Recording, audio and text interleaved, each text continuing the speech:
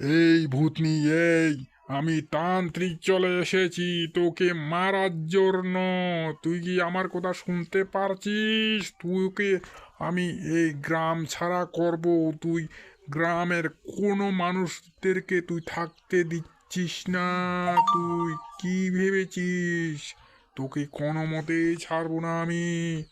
তোকে যে করে হোক মারতে হবে। তুই বুঝতে পারছিস আমার কথা? এক্ষুনি তুই চলে যা। আমি তান্ত্রিক, বলে দিলাম তোকে আমি। হি হি হি, তুই আমাকে মারবি? তুই আমাকে মারতে পারবি না। আমি হলাম ডাইনি, তুই আমাকে মারতে পারবি না। তুই কে ভেবেছিস তোকে আমি ডাইনি মারতে পারবো না? তুই দেখবি তাহলে তোকে আমি কি করে মারছি। আমার হাতে যে চাকু আছে, এই চাকু দিয়ে তোকে মারতে পারি। তুই এখনো ভালো কথা বলছিস? তুই এ গ্রাম ছেড়ে চলে যা, না হলে তোকে আমি পুরেই মেরে ফেলবো।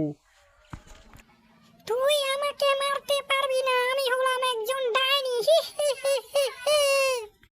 তাহলে দেখ তোকে আমি কি করে মারি এবার।